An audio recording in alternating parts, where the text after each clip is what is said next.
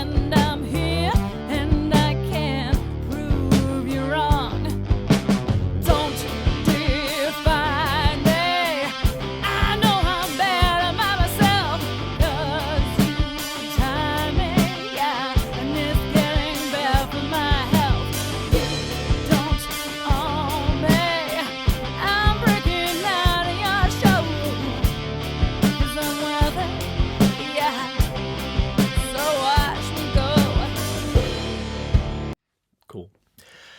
So I think the thing is with this track, the place I would start first is the vocals. The vocals, like on many tracks, is the main focus of this, and that's where I would normally start.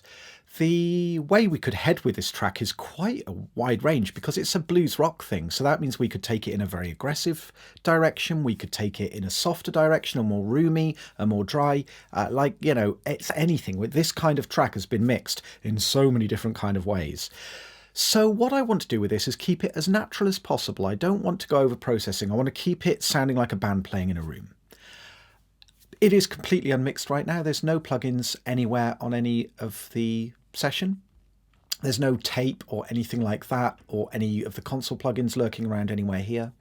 The only two plugins I've got on here is something called Mix Up, which is just a place that is great for sharing tracks with my customers, basically. I put it up here, send them a link, and they can come and listen, and they can comment on it, and that makes it super easy there. But what's great is because it has a plugin, it enables me to check my original mix when I'm mixing. So what I do is I upload I've called it breaking out fader mix. So it's just my fader balance. And what I mean by that is I've just turned up my faders to basically play back what you just heard. No mixing, unless you count faders as mixing, which I do.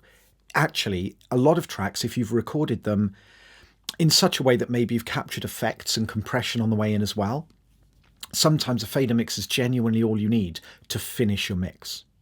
That has happened to me many times when all it's been is fader balance and automation, because I've actually recorded things with processing on the way in. So that's entirely possible. In this case, this track was recorded flat, so when I turn the faders up, there's nothing. It's just all flat recording. It's just as it happened in the room. The drums, the bass, everything is all just a microphone on the instrument, and we capture what happens there. So that's what this is. It's the fader mix. So it means that, as you can see, I've got DAW and Mix Up, and I can jump between these two things. Super helpful to be able to reference my original fader mix and make sure I'm either not going too far, reality check about the production, am I leaving the original idea of the production? Because you know what, so many times we finish recording and we love what we've done, and it's only when we start to tinker with it that we start to sort of ruin it. And I wonder how many times you've taken off all your plugins and gone, oh no, it sounds better.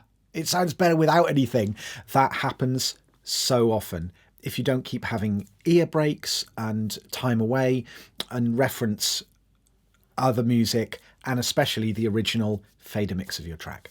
So that's what this is. Then over here, we've got just a meter plugin. This is, I don't look at this here. This is only here just so it turns up on my control surface. So I've got a screen over here which just shows me my meters. And every once in a while it's useful for just checking really levels. Okay, so let's head to the chorus, because the chorus has got the most going on. We'll just do chorus 1 for now.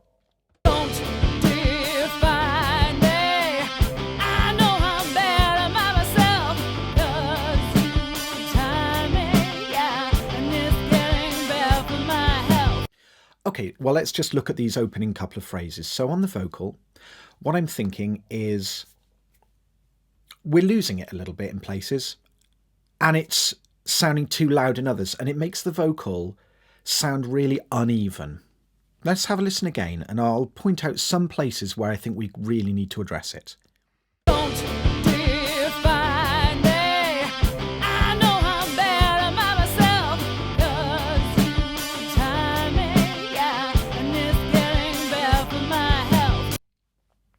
Okay, so out of those two phrases, the first phrase is quite powerful and loud, but at the ends of the phrase, we get some vocals that really jump out. So this is screaming out for compression to help lower that into the mix so it doesn't sound so sudden and so unpleasant to listen to.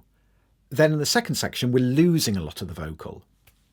So I'm thinking there, because we have quite a dynamic vocal here, I'm thinking we need to use some parallel compression to bring those levels up. So I'm using sort of your standard compression to take things down from the top, and I'm going to use parallel compression to bring things up from the bottom.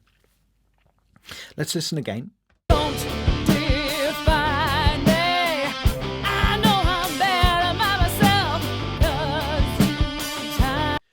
Better by myself is particularly noticeable. Have a listen again.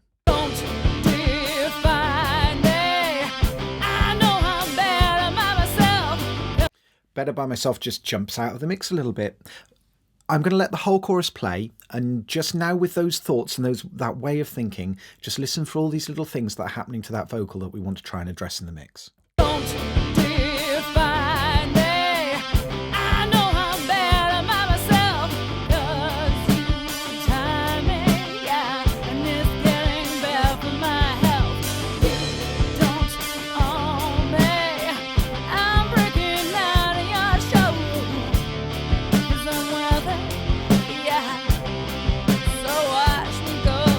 Right at the end there, the little "yeah, so watch me go" words.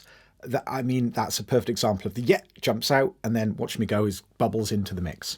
Okay, before I do actually any of the compression bits though, which is the stuff that's really jumping out as a problem, let's go and put a little bit of space around these vocals. I have just from experience found that if I don't put some sort of space around the vocals, and actually quite often a lot of instruments, I always feel like they just sound a bit dead. Kind of makes sense, I suppose, but that's how I feel about most really dry recordings, is they almost start to irritate me after a while. Now, when I say put space around the vocals, I am talking about delays or reverbs, but I'm not talking about having massive reverbs, not baking it in reverb or covering it up, just a bit of something. Which brings us to the next cool bit of the video, is I'm going to be using Safari Pedals plugins to do all this, which Safari Pedals just dropped me an email and asked me if I wanted to do some videos on some of their plugins, and I thought that was a really fun and cool idea. They haven't paid me to do this or anything. They let me have access to their bundle so I can choose the plugins that I want to use. But other than that, I just thought they looked like really colourful and fun plugins, and I thought it would be great to try them out in a real world situation where we're actually trying to mix a vocal and see how they hold up. So first of all, let's go and get this space done. So I've got some vocals here, which is good news. And let's make a bus and call it Vox Verb. I will change it to output 1, or send 1 rather. There we go.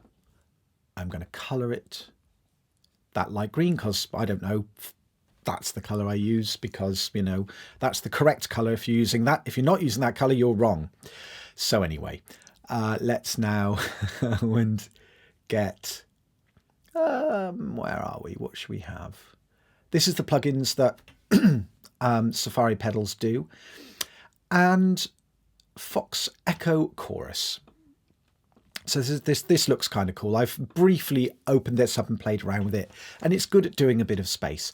Whenever I've got a new plugin that I don't know very well, I immediately go to the presets. Now, I don't mix with presets. In other words, I don't leave it all to fate or chance or luck and just pick a preset that I think has the right name and put it on. I use presets to show me what that plugin is capable of doing. It's a tour. I use them as a tour of the plugin, basically. So on this, there is a great starting point, which I really liked, which I think was called Vocal Vibe Pusher. So let's put that on. That's now on my bus. And we're going to send the vocal fully to it initially, just so I can really hear what it's doing. I'm going to change the blend to 100%, so we're not getting, that's basically 100% wet. And now I'm going to jump over to my control surface here, and you'll notice on the screen around this Fox Verb control here that now I'm just controlling it from my control surface. So I'm going to play the track again from the chorus, and I'm going to just find some space that I like. And space really is the word, because I don't know if I'm going to want it long, short, or delay, reverb. I'm going to have to hear it first. Every single time when one mixes, it is so important to just listen and make decisions based on what's coming out the speakers. Try not to have any preconceptions about what something's going to sound like, because you'll be tripped up so many times. Let's have a listen anyway. Don't define me. I know I'm bad at myself, 'cause you time me, yeah. All right, that gives you a quick idea of what this is doing. It's exactly what I want for this vocal at this point.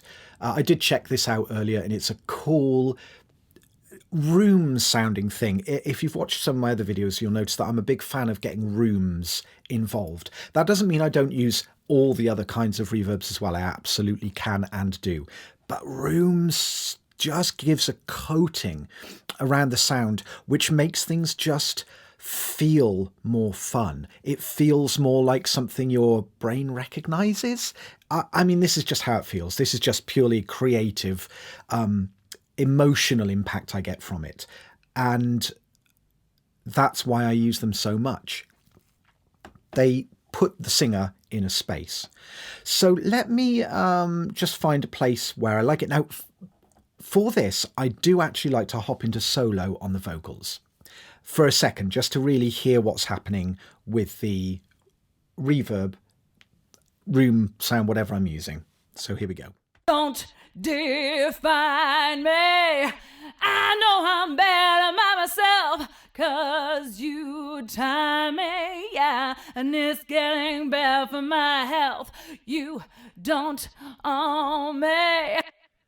That's cool. It's almost like a little slap back delay, with some business, because it's got the chorus button as well as the echo. So you've just got a little bit of widthy stuff going on. It's just really nice. It's subtle, but you know what? That is the name of this game.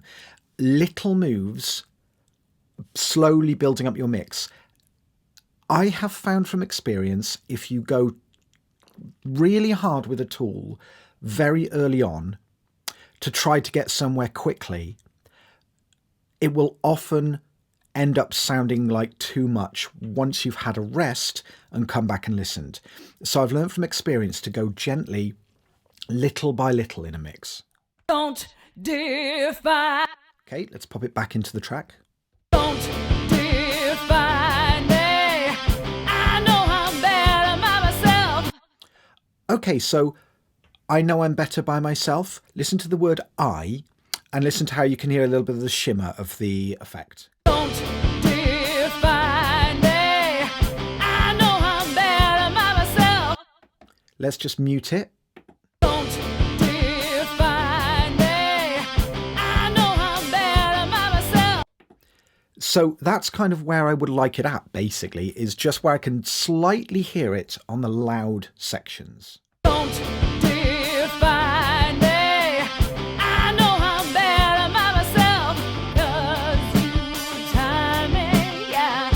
Now I'm going to be a bit braver and I'm going to push it a bit harder, see if it can stand it in the track. Don't define me. I know I'm better by myself, 'cause you time me, yeah, and it's getting bad for my health. Okay, that's a little bit too much because I'm starting to hear the chorus come in a bit too much. And for me, at this point in the mix, taste-wise, it's just a little bit too much. Don't define me. I know I'm better by myself, 'cause you time me, yeah, and it's getting bad for my health. I am not paying attention to the number, by the way. And to give you an idea, I'm moving this control a decibel or two at a time and I'm listening. I'm currently set, the send level is currently set at minus 11.3. But I don't care that it's minus 11.3. That's irrelevant. I don't care where that is. It's not important what the number says. What's important is what I'm hearing. So, and I move in small increments and really focus on what's actually happening. Okay, I think that's kind of a good place for the space to start off with. So now let's go and get another lovely, colourful, super colourful Safari Pedals plugin. They do look gorgeous. And basically get a bit of compression, because that's the thing that I'm noticing is bothering me the most about this vocal. So on this channel strip, we've got pretty much everything you could need, even including some plate or spring reverb effect, which is currently at 0%. There's an EQ, a gate, input drive, fantastic. I love drive. You just using a little bit of drive really can make sounds jump out and sound more forward without you knowing why. They're really fantastic. Obviously, we've got the meter, so I've got gain reduction and in. I'm not going to be looking at the gain reduction on this. I'm just going to be listening with this control. Output. So, you know, it can all be balanced. There's an oversampling. There's a width here, which is cool. I like that. I'm going to leave that just as it is, just see what happens. And a blend control. That. So if you want to do parallel compression or something like that. So let's hit play and see what we're going to do with this.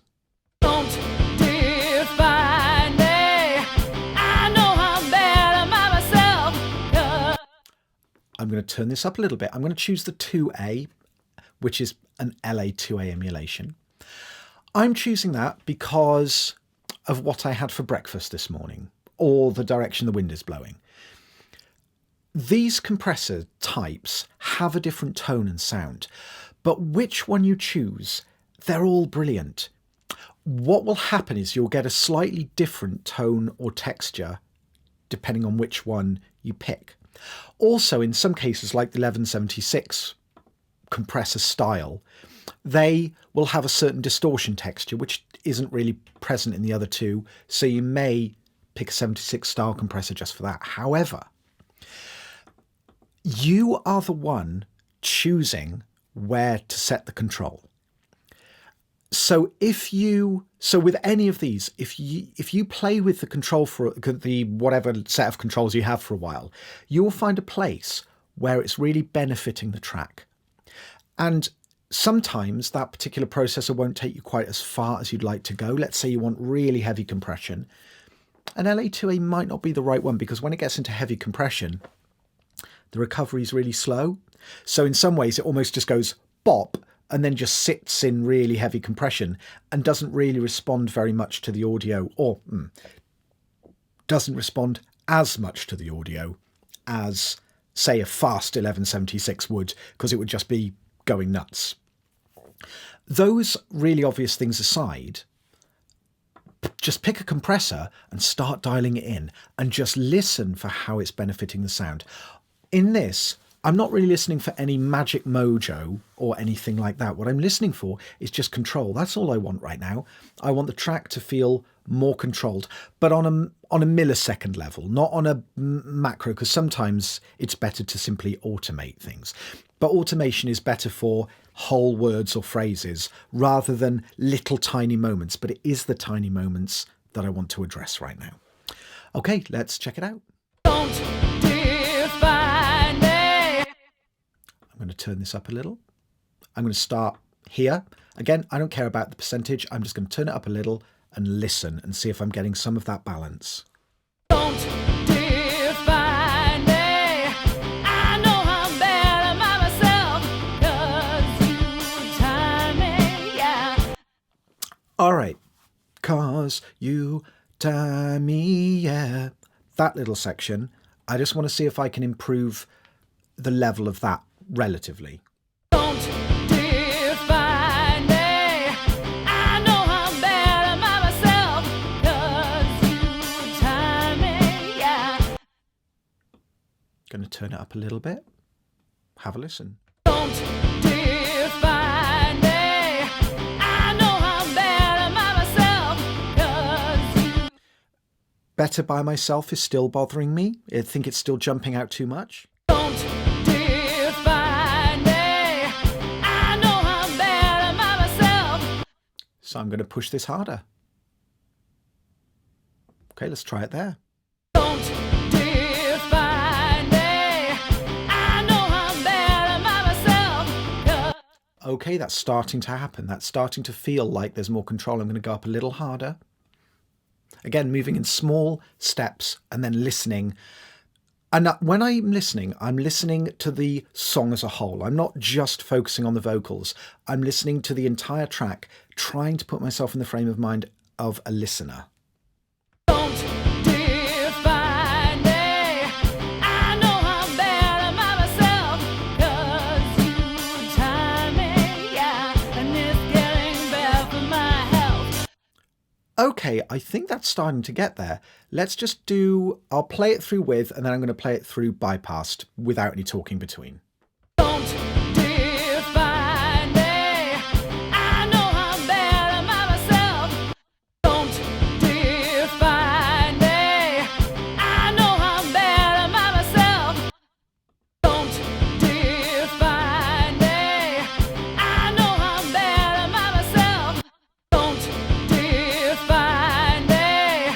I know I'm better by myself. Yeah, so that's getting me exactly where I want to be. It's now controlling things. The better by myself isn't so forward. Let's listen to the whole of the chorus now with this compressor setting and see whether I feel like I've stabilized that vocal. Don't define me.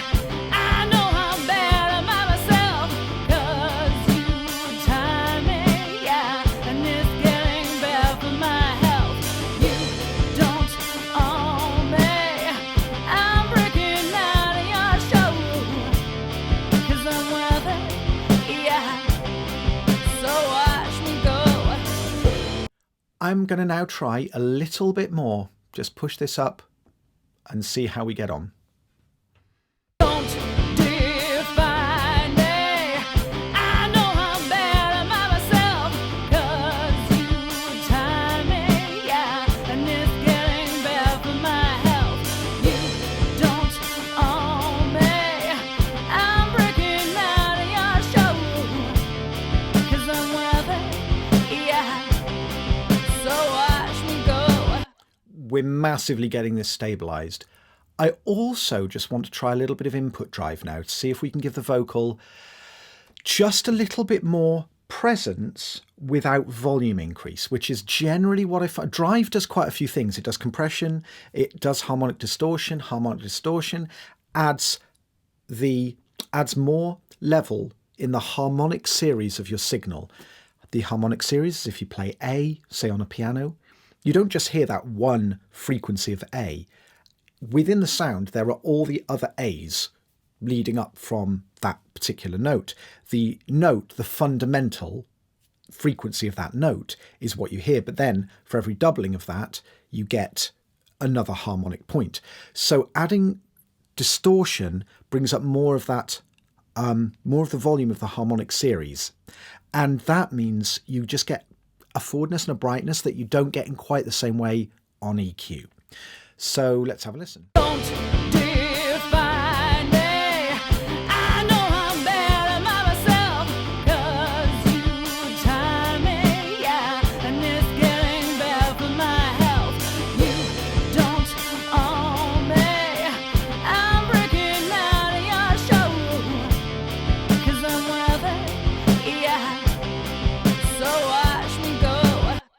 All right, I like that. Only a little bit. I mean, I've landed on 5.9 decibels or 5.8 decibels or something like that. I think it was on. It doesn't matter. I'll adjust it if I need to as the mix continues.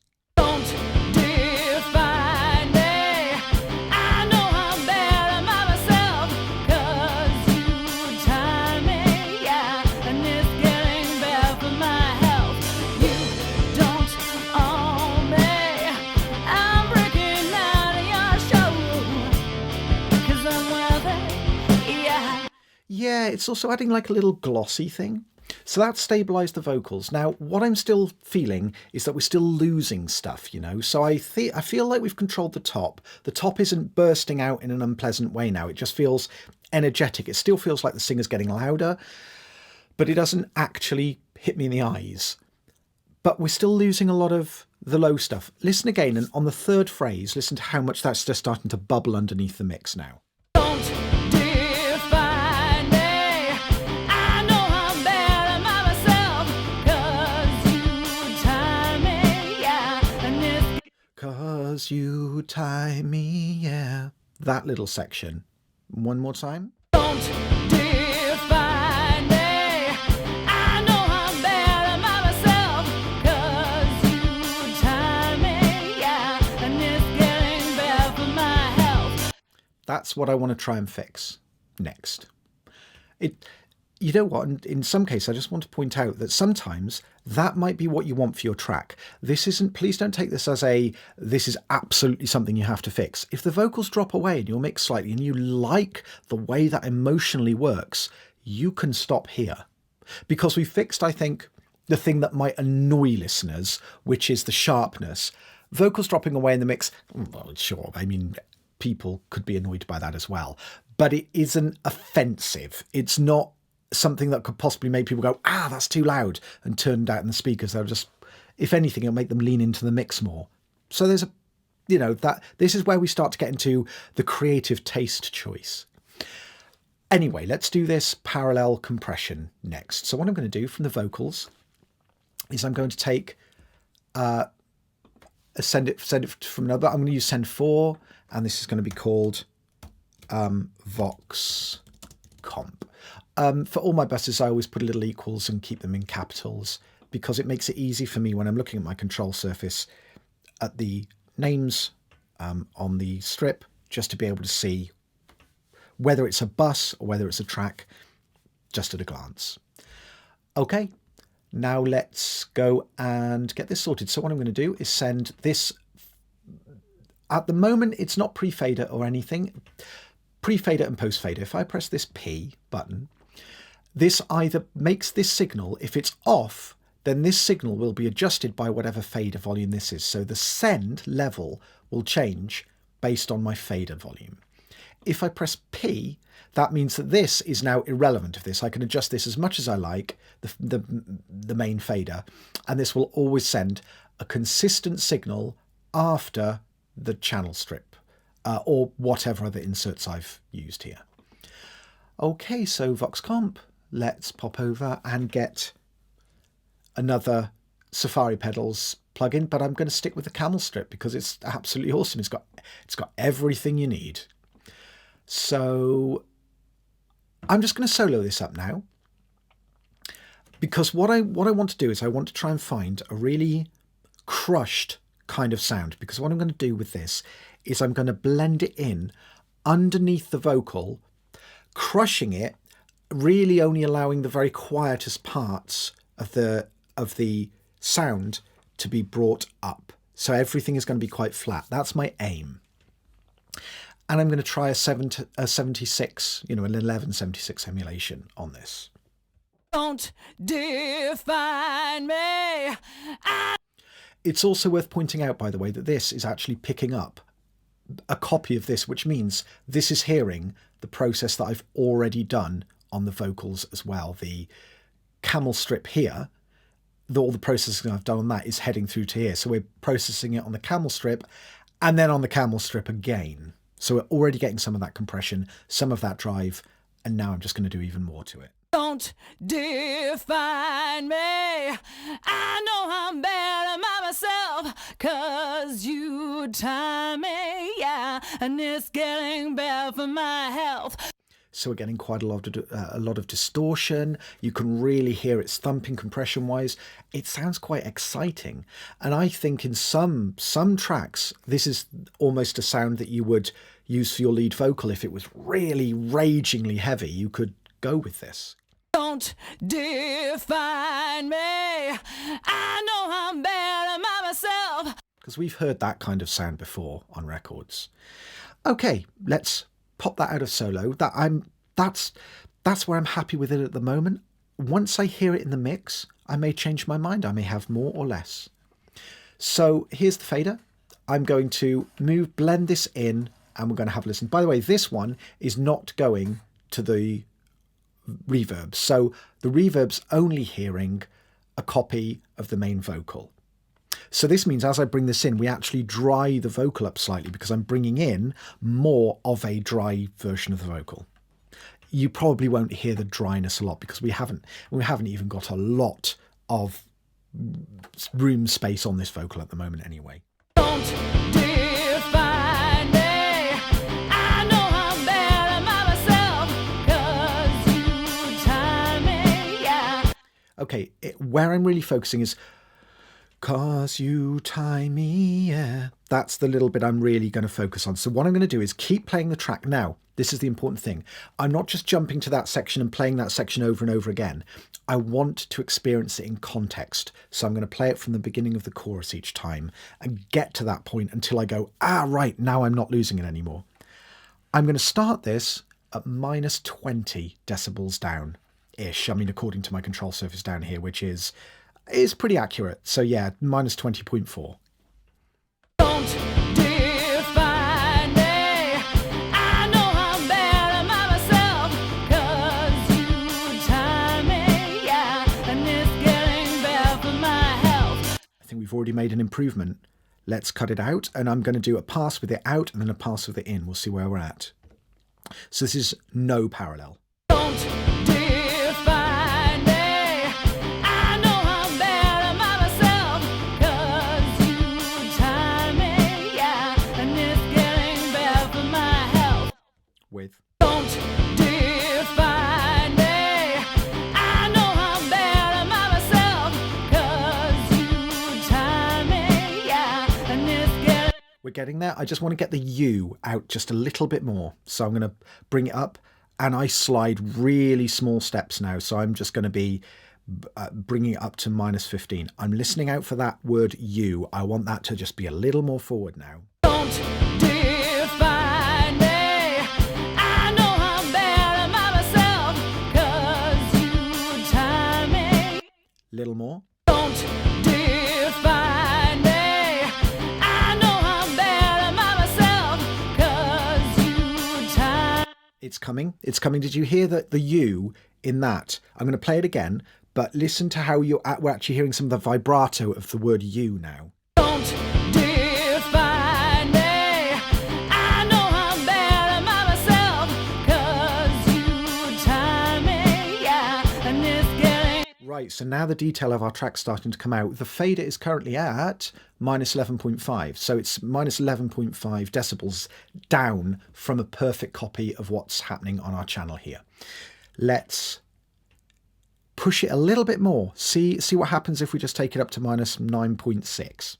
Don't define me. I know I'm better by myself, 'cause you time me, yeah, and it's getting better for my health. You don't own me. I'm breaking out of your show, 'cause I'm worth it, yeah, so watch me go. That was cool. The U really stood out, but the rest of it wasn't. It didn't have any horrible jumpy outy spike things going on the vocal. I am now going to, and this is a perfect example of as you mix, you keep revisiting things. I'm going to revisit the room now because I think I want a little bit more. So I'm just going to nudge the control. I'm not looking at decibels. I'm not worried about whether it's 2 or 5. I've just nudged it. It happens to be 2, but I'm just going to listen. I have no idea whether that's going to be good or not until I hear it. Don't define me. I know I'm better by myself, 'cause you time me, yeah, and it's getting better for my health. You don't own me. I'm breaking out of your show, 'cause I'm worth it, yeah. So watch me go. Now, let's keep me honest.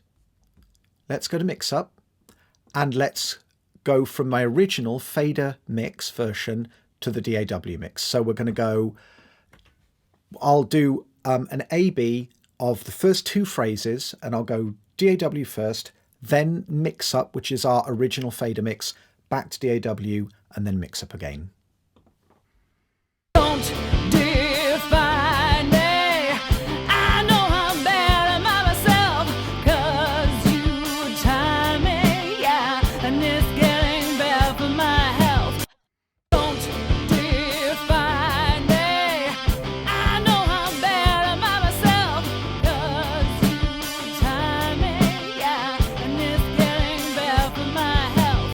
Don't define me. I know I'm better by myself, 'cause you time me, yeah, and it's getting better for my health. Don't define me. I know I'm better by myself, 'cause you time me, yeah, and it's getting better for my health. And that's got so much better. Now the whole vocal is much more contained, and that gives us a brilliant place to continue on with the rest of our mix. So I hope that's been helpful. That's kind of, I just wanted to show you what the process is when you're mixing and how you think about these things and how you identify troubles. Don't overthink. Like sometimes, like our aim isn't to make the mix flat. I want the dynamic. I want the singer to sound like they're getting loud and quiet in places, but it's smoke and mirrors and trickery. We're reducing that range so you can feel like that you're getting really intimate with the singer and being able to hear everything. The tone of the singer's voice, the way they get quieter in their voice, gives you all the impression of quietness that you need without it literally dropping away. And that jump between the DAW and mix up, our original fader balance, should show just how doing these little tweaks can make such a massive impact. And that's not where I would finish, because as I go through the rest of the mix, applying the same way of thinking to every single instrument. How bright is it? How dark is it? Are there elements jumping out and biting at me that shouldn't be? Are the tones fitting together in the way that and then I just pick a plugin that I think will help. And then I turn the controls and I try it and I listen and I go, has that solved that problem? I'm not just throwing plugins on with giddy abandon and hoping that something just sounds better. And this is a superly, let's go with it, a superly useful process to do. There's a few things that do this out there, so go and have a look for them. But it's getting something like this where you can quickly reference your original fader mix to make sure that you're really making an improvement. Just very quickly on the Safari pedals front, these are really cool. We just did that with these and it sounds really great. I've noticed just from having a little look around at them that they all have a way of driving them, getting sort of harmonic saturation and stuff out of them, which just makes all the vocals sound really exciting. I'm really into them. I actually think they're really good. So yeah, but there they were, just working in real terms. Thank you for watching. I hope this has been helpful. I will continue to bring you fun videos like this, trying to explain the ins and outs of mixing and music creation. But in the meantime, please leave me comments. Please let me know what you think. I really like chatting to everybody. And I will see you on another video very soon.